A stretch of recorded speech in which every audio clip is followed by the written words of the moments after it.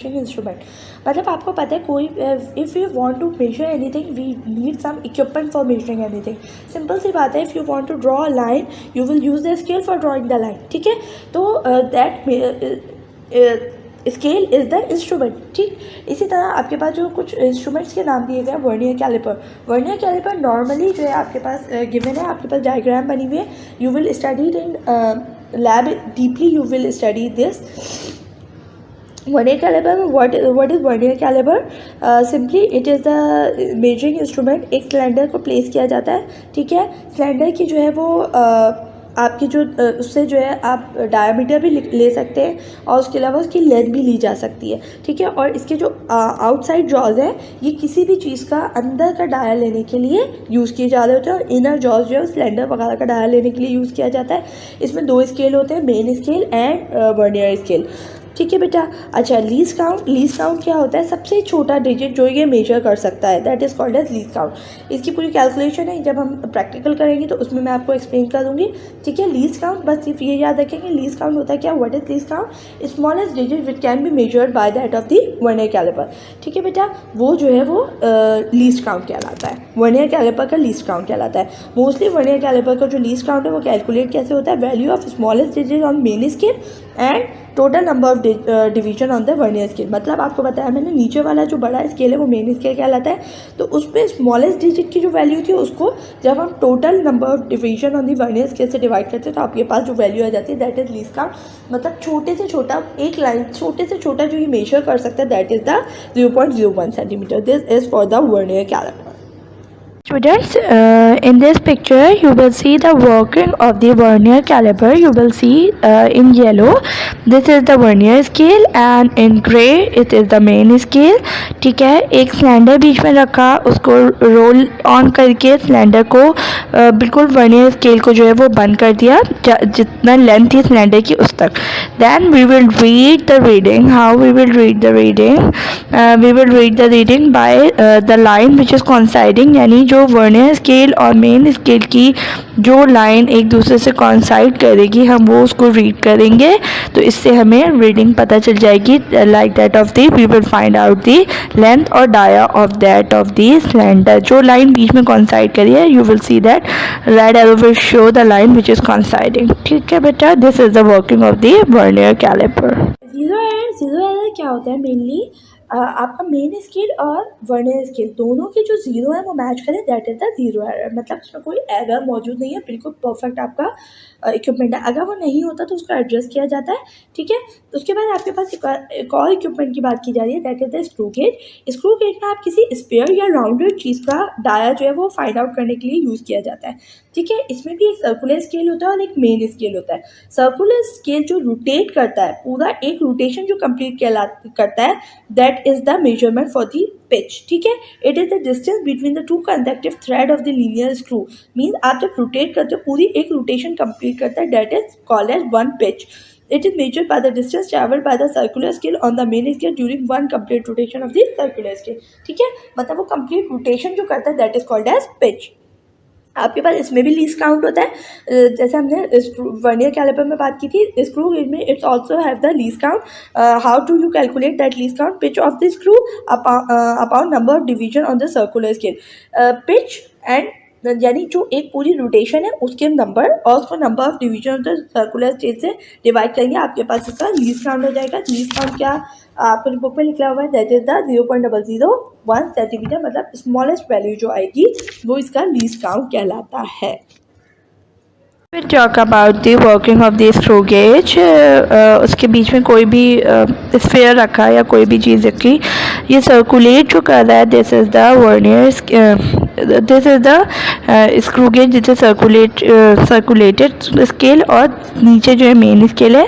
इसमें इसकी लाइन जो कॉन्साइड करेगी मेन स्केल से हम उसकी रीडिंग कैलकुलेट करते हैं। मतलब जो लाइन स्ट्रेट हो जाएगी, कॉन्साइड कर दी होगी, red arrow is showing that line, ठीक है। जो लाइन कॉन्साइड कर दी होगी हम उस लाइन को रीड करते हैं, उसके अकॉर्डिंग जो है वो रीडिंग को फाइंड आउट करते हैं। This is the working of the screw gauge.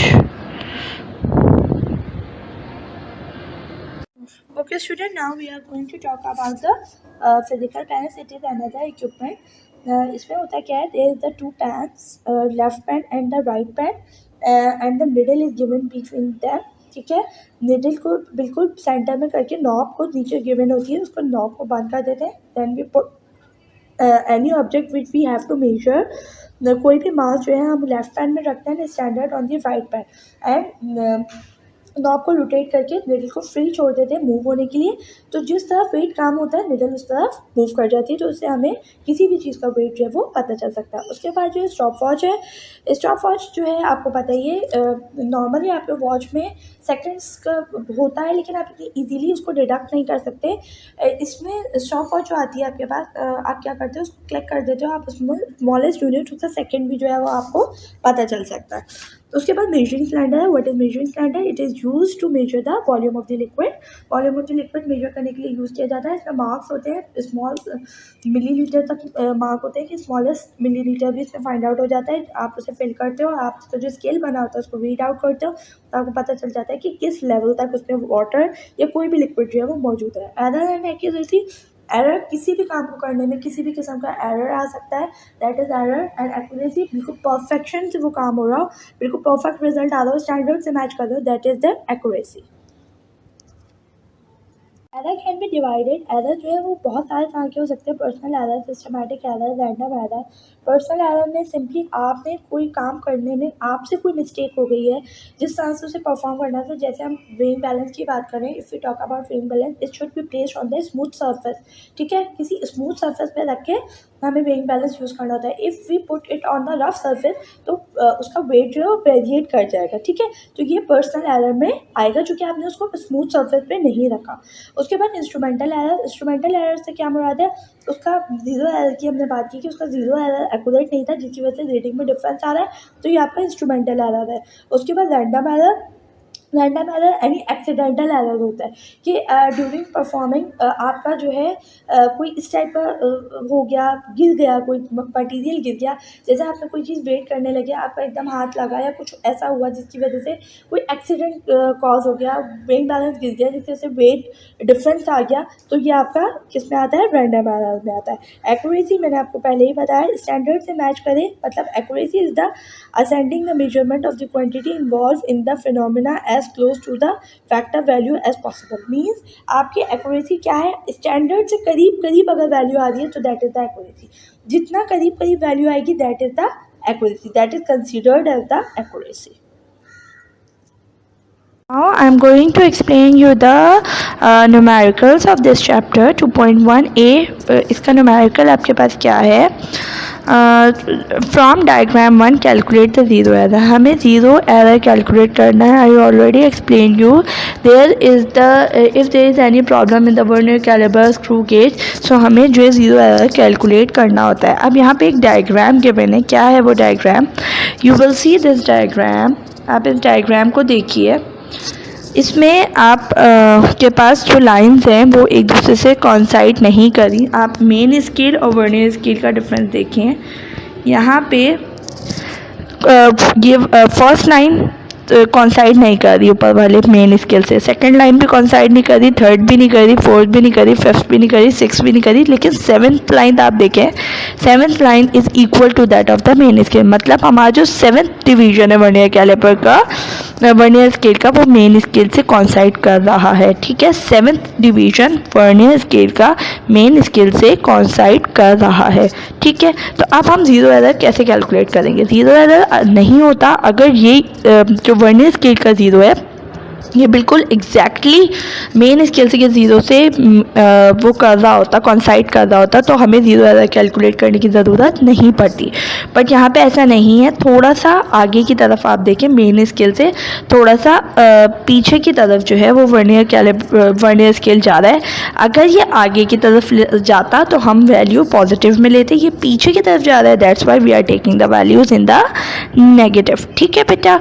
यानी ज़ीरो से आगे जा रहा है तो हमने पॉजिटिव में वैल्यू ली, और ज़ीरो से पीछे जा रहा है तो हम नेगेटिव में वैल्यूज़ लेंगे, ठीक है बेटा। तो हमारे पास ये न्यूमेरिकल कैसे सॉल्व होगा? You will see that since 7th division हमने अभी कैलकुलेट की कि 7th डिवीज़न जो है वो कॉन्साइड कर दी थी exactly with the scale division and zero of the vernier scale is on the left side of the main scale. ठीक है, लेफ़्ट साइड पे है मेन स्केल ज़ीरो के, राइट साइड पे है तो हम नेगेटिव में ले रहे हैं, राइट साइड पे तो हम पॉजिटिव में लेंगे। ठीक है, तो वर्नियर स्केल रीडिंग हमने क्या ली, -7 into 0.01 centimetre. This is simply multiply both of them, -7 into 0.01 centimetre. मैंने ये बता दिया कि -7 क्यों लिया, बिकॉज लेफ्ट साइड पे आया था। -7 इंटू 0.01 सेंटीमीटर, तो ये आपके पास आंसर आ गया -0.07 सेंटीमीटर। ठीक है, इसी का पार्ट बी है। ठीक है, पार्ट बी में सेम डायग्राम हुई है, 7 डिवीज़न कॉन्साइड कर रहा है। तो हमने टोटल रीडिंग क्या की, 4.2। ठीक है, आप 4.2 प्लस यानी 4.2 आपके मेन स्केल रीडिंग थी, उसके बाद 0.07 हमने लिया एज 7 डिवीज़न जो है वो कॉन्साइड कर रहा था, मतलब ये 0.07 सेंटीमीटर के बराबर है। इन दोनों को ऐड किया 4.27 सेंटीमीटर। ठीक है बेटा, उसके बाद इसमें ज़ीरो एरर मौजूद था, इसलिए हमें क्या करना पड़ा, ज़ीरो एरर की वजह से हमने ज़ीरो एरर निकाला 0.07 सेंटीमीटर, उसको इसके साथ ऐड किया ताकि जो भी डिफरेंस हो वो क्लैरिफाई हो जाए वो आपके पास। तो फाइनल आंसर क्या है, 4.34 सेंटीमीटर। ठीक है बेटा, this is the answer of this numerical. आपको ये ज़ीरो एरर और इजीली समझ में आएगा जब हम लोग ये प्रैक्टिकल में प्रॉपर्ली परफॉर्म करेंगे, उसमें मैं आपको इसको और डिटेल में एक्सप्लेन कर दूँगी।